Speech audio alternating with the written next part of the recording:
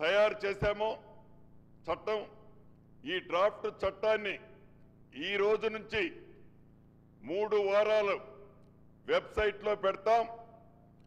ఈ వెబ్సైట్లో పెట్టిన డ్రాఫ్ట్ షెడ్యూల్ని మేధావులు, రైతులు, ప్రతి ఒక్కరూ చెట్టు కింద కూర్చునే రైతు దగ్గర నుంచి మొదలెట్టి దొర గడి నుంచి బయటికి రాని దొర ఇచ్చే సూచనలతో సహా 80,000 పుస్తకాలు చదివిన అపర పరిజ్ఞానం ఉన్న మేధావులు ఇచ్చే సూచనలతో సహా ప్రతిపక్షాలు ఇచ్చే ప్రతి ఒక్క సూచన అది న్యాయబద్ధమైతే, సామాన్య ప్రజలకి మంచి జరిగేదైతే తప్పకుండా ఈ చట్టంలో పేర్కొని ఈ చట్టాన్ని మళ్ళీ ఇదే అసెంబ్లీలో ప్రవేశపెట్టి అప్పుడు తప్పకుండా ఈ భూములున్న రైతులకి ఒక భరోసా కల్పించే కార్యక్రమాన్ని ఈ ప్రభుత్వం చేపట్టనుంది. ఈ చట్టంతో పాటు ధరణిలో ఉన్న ఏవైతే గొప్పగా చెప్పే ఆప్షన్స్ ఉన్నాయో, ధరణిలో 33 ఆప్షన్స్ మాడ్యూల్స్ ఉన్నాయి అధ్యక్ష. ఈ 33 మాడ్యూల్స్ లో సామాన్య రైతుకు తెలియక ఒకటో మాడ్యూల్లో తన అప్లికేషన్ అప్లై చేస్తే అధికారి దగ్గరికి ఆ అప్లికేషన్ తీసుకొని వెళ్తే నీది ఒకటో మాడ్యూల్లో రాదు, నీది 32వ మాడ్యూల్లో వస్తుంది, నువ్వు మళ్ళీ అప్లై చేసుకోమంటే ఆ సామాన్య రైతు మళ్ళీ అప్లై చేసుకోవాలంటే మళ్ళీ ఒక 3-4 నెలలు పట్టుద్ది అధ్యక్ష.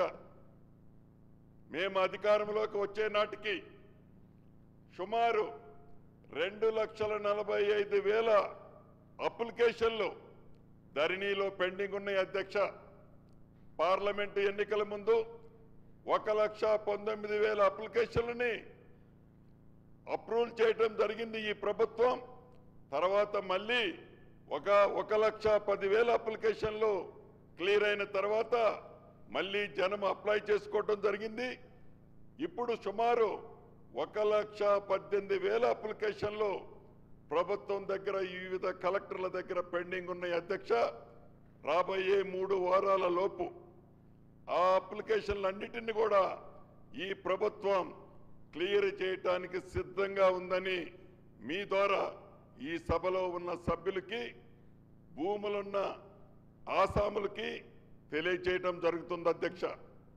అంతేకాదు ఇంకా ఏవైతే గత ప్రభుత్వంలో ధరణిలో ఎవరైనా అప్లికేషన్ అప్లై చేస్తే రీజన్ చూపకుండా ఆ అప్లికేషన్ రిజెక్ట్ చేసేవారు, ఈ ప్రభుత్వంలో అధికారులకు ఆదేశించాం.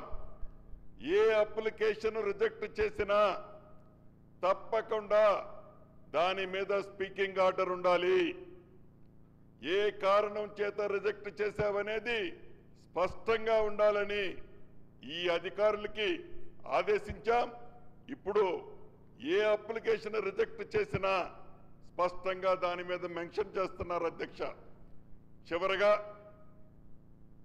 మంచి చేయటం కోసం చట్టాలు చేయాలే తప్ప, మంచి చేయటం కోసం మనము మన ప్రవర్తన ఉండాలే తప్ప మన స్వార్థం కోసమో, మన గొప్పల కోసమో, మన బ్రాండ్ కోసమో, మన ఇమేజ్ కోసమో తప్పులు చేస్తే ధరణి పరిస్థితి మళ్ళీ ప్రజలు భరాయించలేరు అనే ఒక ఉద్దేశంతో ఈ ప్రభుత్వం ప్రతిదీ 4 గోడల మధ్య మంత్రులము, ముఖ్యమంత్రులము మేమే మాట్లాడకుండా ఏ విషయాన్నైనా ప్రజలతో చర్చించి ప్రజల మధ్యకి తీసుకెళ్లి ప్రతి విషయాన్ని చర్చించిన తర్వాతే అది జీవో కానివ్వండి, మెమో కానివ్వండి, చట్టం కానివ్వండి, ఏదైనా కానివ్వండి అంతా నాకే తెలుసు అనకుండా నాకు తెలిసింది ఇంతే, ప్రజలకు తెలిసిందే ఎక్కువ అనే విధంగా ఈ ప్రభుత్వం ఈనాడు ఆ దిశలో పయనిస్తుంది అనేది తమరి ద్వారా గౌరవ సభ్యులకి తెలియజేస్తున్న అధ్యక్ష. చివరగా గౌరవ సభ్యులందరినీ ఇది వ్యక్తిగతంగానో ఏ వ్యక్తినో విమర్శించాలన్నది కాదు ఈ ప్రభుత్వం యొక్క లక్ష్యం. ఇక్కడున్న ఈ సభలో ఉన్న సభ్యులకి, ఆనాటి మంత్రులకి, ఇంకా మిగతా శాసనసభ్యులందరికీ తెలియంది కాదు. ప్రతి విషయం, నేను ఈరోజు చెప్పే ప్రతి విషయం ఆనాటి ఆ మంత్రులకు కానీ సభ్యులకు కానీ తెలుసు. తెలిసినా వారు ఏమీ ప్రజలకు మంచి చేసే పరిస్థితిలో ఆనాడు లేరు. ఈనాడు మేము ప్రజల కోసం చేస్తున్నాం. మీ సహాయ సహకారాలు తప్పకుండా ఉంటాయని మనస్ఫూర్తిగా కోరుకుంటూ సెలవు తీసుకుంటున్నాను అధ్యక్ష.